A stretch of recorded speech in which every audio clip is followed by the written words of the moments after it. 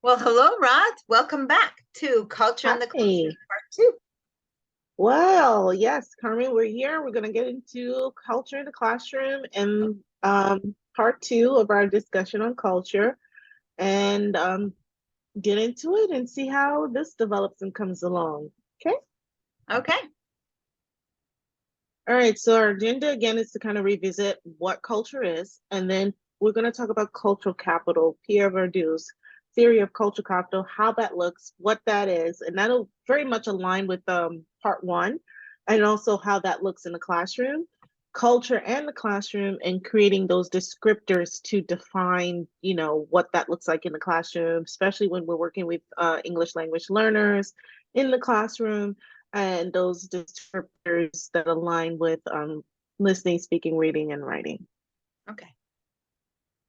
So again, we're going to start off what is culture, and we've defined culture over a wide range of perspectives that we've spoken before: food, religion, language, music, ethnicity, clothes, and so on. And we're going to see how Pierre Bourdieu defines that into three significant parts of culture and how each of those categories fall in line and what that looks like in the classroom. Okay.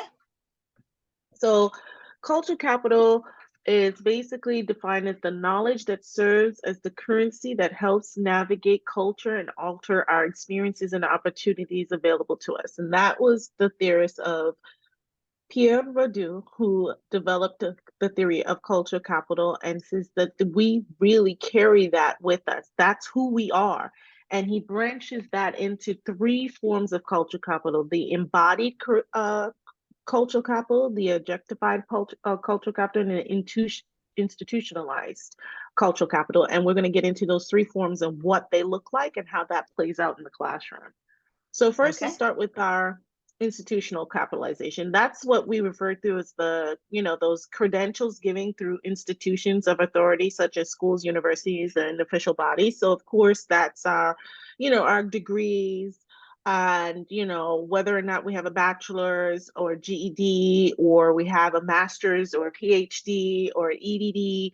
These are Mm-hmm. the things that we consider to be how we define ourselves as far as our educational experiences. So that's considered our institutional capital. So again, how that might play out in the classroom is where we think about our students and where they come from and whether or not their parents have had that institutionalized capital. Do they bring that? Because there's the theory that says, oh, okay, the students that parents are, in a lack of a better way to say it, have that institutional capital where they have that bachelor's, master's, PhD, they perform better in the classroom than those who come from other backgrounds who don't have parents don't have that institutionalized cultural And capital. So theoretically, they're going to pass it on to yes, their children there's and children siblings. Yeah. and so forth, and their siblings, and so that is that part of that capital that comes in the classroom where people kind of have that mindset with that.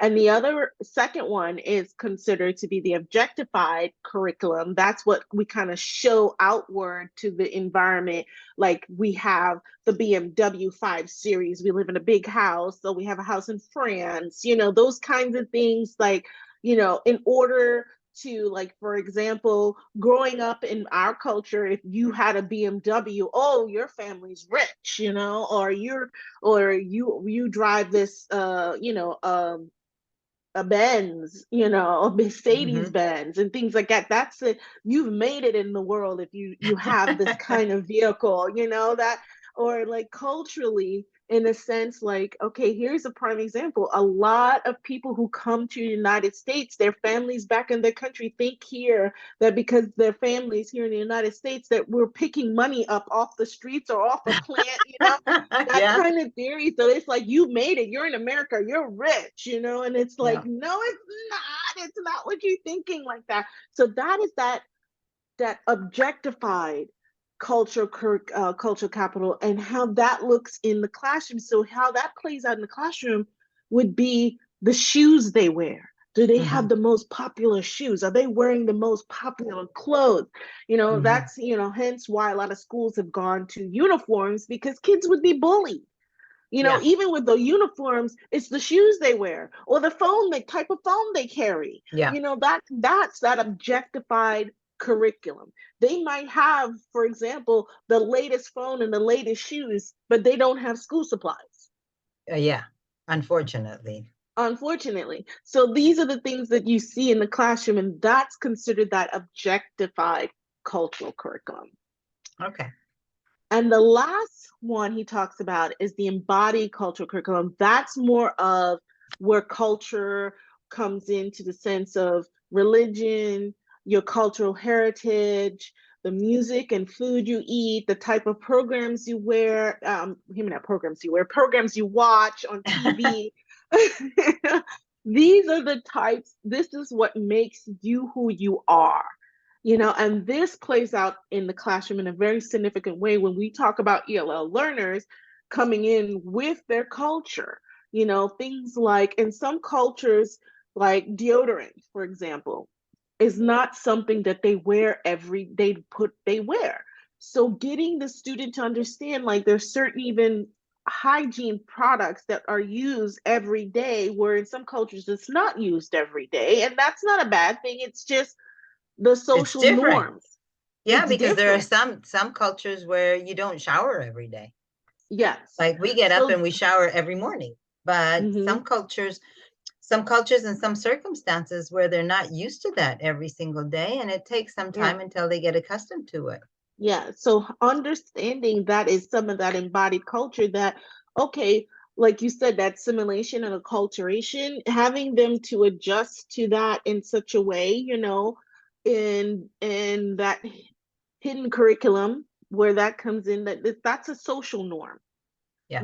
That is the social norm, and getting to understand that, yeah, in this society we do wear deodorant every day.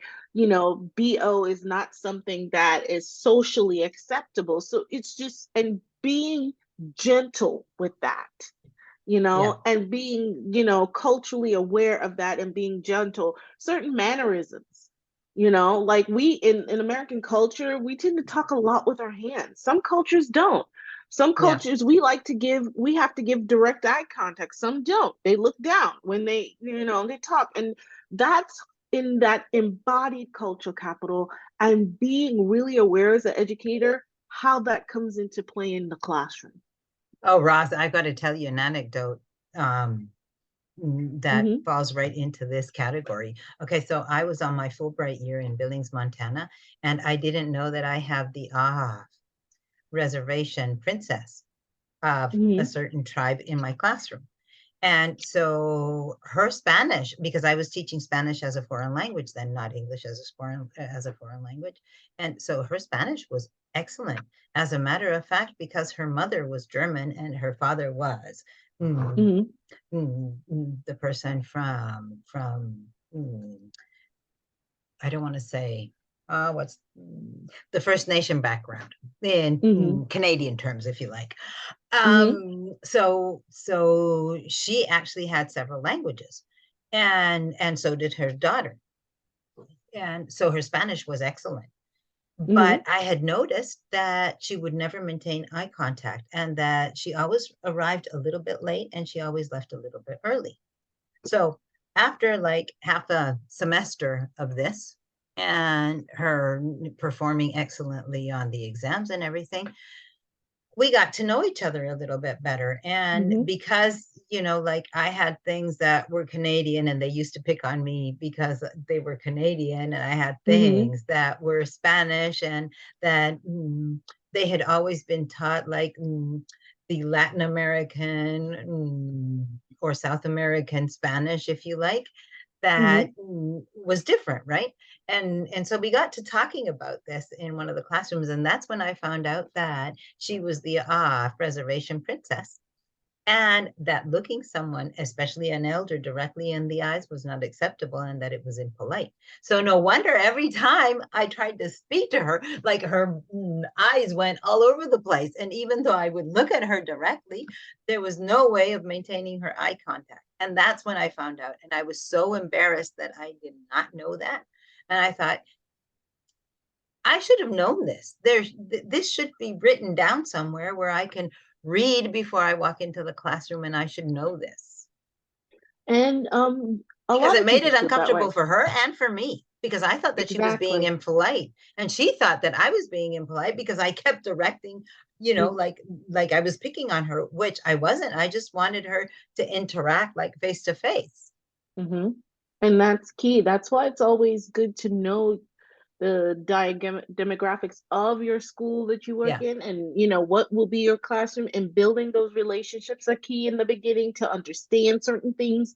And a lot of professional development, knowing, okay, I know that our demographics in our neighborhood where my school is X, Y, and Z, yeah, and getting involved in just attending a community event just so you yeah. know what happens, so building your knowledge, is key in that area.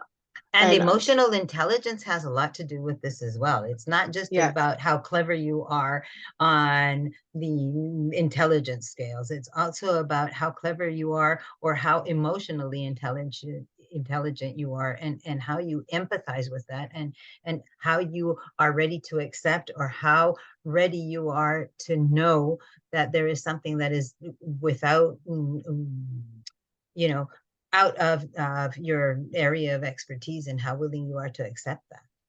exactly. And that's that growth mindset we spoke about earlier. That is Yeah. very key and important here, is having that growth mindset, because again, I cannot emphasize enough. Our classrooms are so diverse and will be even more diverse by the year 2050, that we must have that growth mindset. And here, here's a diagram that kind of puts cultural capital and instruction into kind of perspective. Knowing that you have that objectified cultural capital, what that may look like in your classroom, the possessions, the property, the clothes they wear, the shoes, the Hmm. latest phone. The embodied cultural capital is their accent, their habits, their beliefs, their religious beliefs, their style, their taste, the foods, language, knowledge. That's who they are. That's them building their identity. And here we are thinking about, when we talk about the K-12 model of schooling, we know middle school, which is generally sixth grade, six, seven, and eight, is where Erickson's theory of adolescence development really is key here. So this is where they make their cultural identity. They Hmm. decide how they're going to relate to their cultural identity. So again, this embodied cultural capital is key here.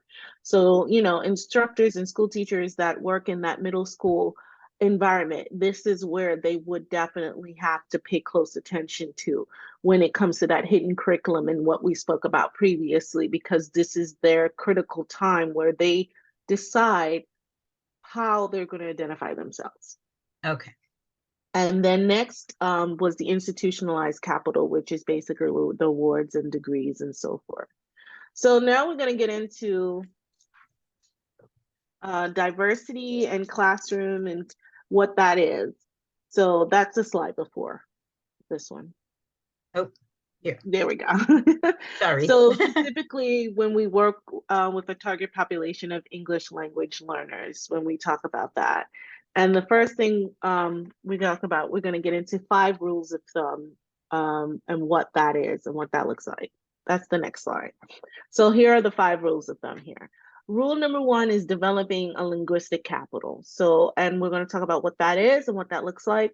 Teachers modeling their thinking, allowing ELLs to either listen, speak, write, or read, using cultural relevant text, and using language frames as sentence starters. So our first one is develop linguistic capital. Okay, so now in our classroom, we're going to have ELLs and cultural capital, and we're going to have all different multitudes of culture represented in our classrooms. So we are going to have various different linguistic languages in the classroom. So we have to foster and develop that linguistic capital, which is pairing an ELL or students with other students of similar same culture. So here you're maintaining their culture, you're showing them that their culture is important, and then we know collaboratively students learn better. So also showing value of the ELO's culture and values, and that's that cultural awareness, knowing that, okay, I have 2 students from Honduras, and and that's what a lot of people also don't realize. The cultures are different within the Hispanic countries. culture in Mexico is definitely different from culture in Honduras, El Yes, Salvador, or Nicaragua. definitely. It's very different. So, and also from South America and also from Spain, it's very different. So they still have similarities and different variances. So Even within the pairing those, same country, whether you're with from the north or you're from the or south, from the like South, yes. traditionally the north has been more prosperous, whereas the south has been less. And maybe the north, at least in Spain, the north has been more industrial, more cultural, if you like, and more knowledgeable, whereas as the south traditionally, this is not true, but traditionally has been seen as the poorer sister, of the country. And I think that that happens in lots of countries where even within the country, like part of the country is like the progressive, industrial, modernized, wealthy part of the country, whereas there's another part of the country where that's not true. And Mhm. if you want to pair two students because they're from the same country, maybe they're from different areas of the country, and you want to pair them, but they don't want to be paired. They would rather be with somebody different rather than Mhm. somebody from their own country, and that has to be acceptable as well, and you have to be aware of that as well. Yes, exactly. So all those things are key when we're fostering that linguistic cultural capital and making sure that we foster that in some way, somehow in the classroom. Next rule of thumb would be teacher modeling their thinking. That's basically the what we use a lot in the United States, the I do, we do, you do You kind of do, modeling. yes. Yes. And here we have to have clear instruction, and modeling the expectations is imperative for our ELLs. We want to know Mhm. where do we expect you to be? But however, in my lesson planning and the way I plan, this is where we use understanding by design. We know where we want them to be. How are we going to get them there? So that's where Okay. it's key here. And that's clear. It's like I do, we do, you do. So that's making sure that not only is our instruction clear, but our lesson planning is clear as well. Okay. Our next rule of thumb is allowing students to either listen, speak, write, and read in their daily lessons. So here again is building your lesson plans using a UBD, understanding by design model that include activities that use the skills of reading, writing, speaking, and listening, and also utilizing that UDL framework or universal design for learning using those 4 key principles. So Hmm. that way we're allowing students to foster listening, speaking, and reading skills, which is key for our language speakers, our English language learners, and also, again, knowing that what's good for one is good for all in the classroom. So even if they're not an ELL student, that strategy or that technique that we're using is going to benefit them as well. And using relevant text, using culturally relevant text in order to build background knowledge and make connections. And here, what that means is a lot of times in the curriculum, we have to teach what we say is the standard curriculum, but the tools that we use to teach the curriculum is key. Because if I'm going to use a text that talks about if I can use a text that kind of talks about refugees, and I have a lot of refugees in my class, they can make a personal connection. So that means they will transfer the learning easier because they can connect to it. So a lot of times as educators or teachers, our job is to bridge the gap and bridge those connections so they can foster and transfer learning. Yeah. So, and providing them with multiple means of mastery to do so. So that is that key principle. And then using language frames. Again, we're going to get into that when we talk about the descriptors, because we know that when we have ELLs in the classroom or even students that have gaps in learning, they have learning disabilities. We have a multitude of learners in our classroom. Sentence starters are helpful because they're using them allow them to utilize the ability to write. Yeah. They may know I want to write, I want to say this, but I don't know how to start it. So if I have a sentence starter, I can start and finish. And like I said, that goes along with the UBD and UDL framework, planning your strategies out, and using those multiple means of learning in order to allow students to remove any learning barriers to their learning. It's sentence starters or sentence chunks, and it's what we used to call drills before, and where you give them a pattern and you have them like modify parts of that pattern to help them, and so that they reflect on that pattern and they make it their own, so that they feel comfortable with that pattern. Exactly. Exactly.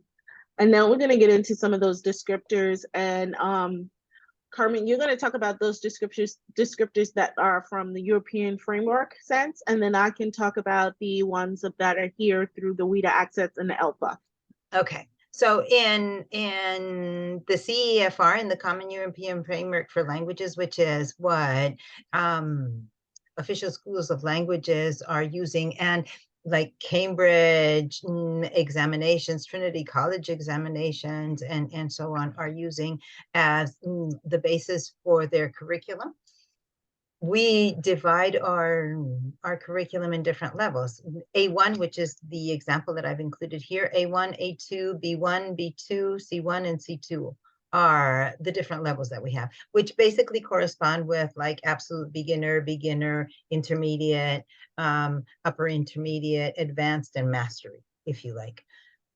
And we have like seven different skills. We have reading, the traditional ones like reading, listening. We divide writing into written interaction and essay writing, and then we divide speaking into spoken interaction and presentation. And then we have another skill that we started working on in 2019, 2020. It's when they develop the skill of mediation, which is like how you interact with others and how you help, or somebody helps, or how can I word this? How your language skills allow you to help someone else with understanding. And this happens in all of the skills, right? But we're, in my case, and what I've been working on for years, but there's been a large gap between when I finished my PhD in 2008 and now we're in 2022. And I'm trying to develop the descriptors for cultural learning and cultural understanding and cultural interaction. So basically in reading at a beginner's level, you would be able to identify cultural references in text that refer to people and places. Basically like references to Halloween, Thanksgiving, local holidays, etc. And within the listening skill, which is a receptive skill, also be able to identify references to local holidays and basic cultural references that identify with any Anglo-North American cultural situation.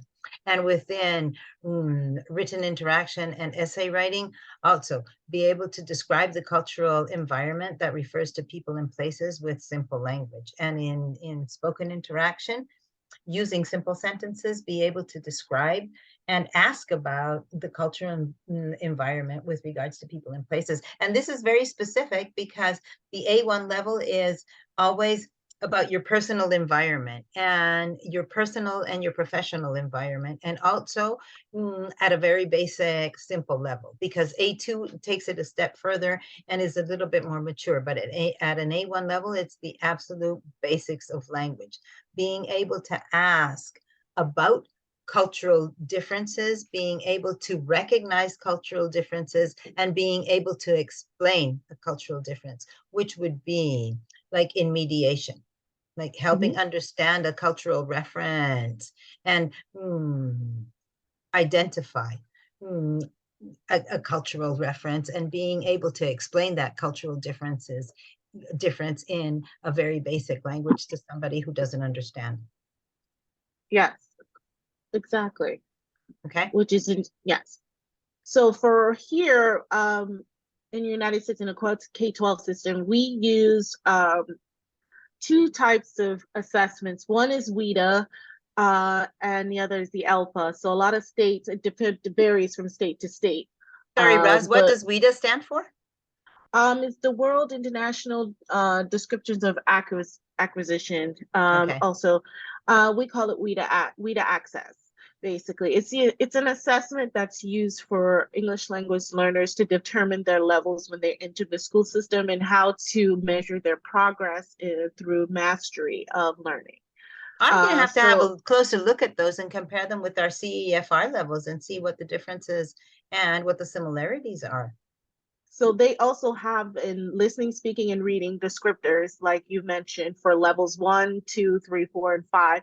5 and 6 is usually where they would say ESOL students or ELL learners are able to manage in the classroom without any ELL support from an ELL teacher.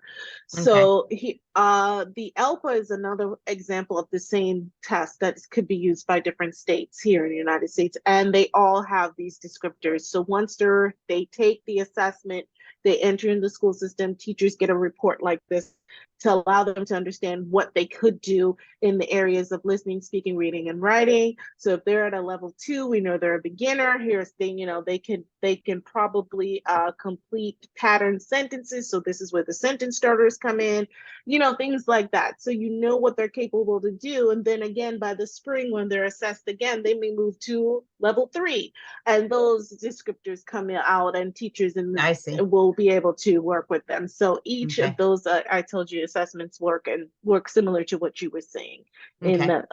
the European framework. Okay. Great. Okay.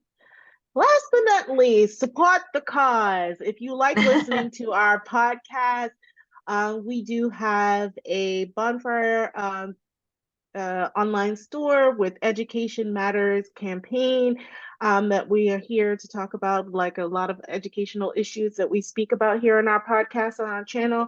So if you go to bonfire.com and you take a look at the merchandise, which we have a lot of different things there. We have water bottles, hats, t-shirts, sweatshirts, a lot of merchandise. If you use the code first time 23, you will get 25% off of your purchase. I will link the descriptor box of our YouTube channel. I will link it there so you can go in and take a look at our store and support the cause. Thank you again for listening. And we'll be back again in 2 weeks again. And this time we're going to be talking about diversity, learning, and teaching. So if Thank you, you like I said, for being there and following us. yes, And Roz, I look forward to seeing you again in a couple of weeks. yes, ma'am, I will Okay. definitely be here. Take care and see you in 2 weeks. See you in 2 weeks. Take care. Bye. Bye.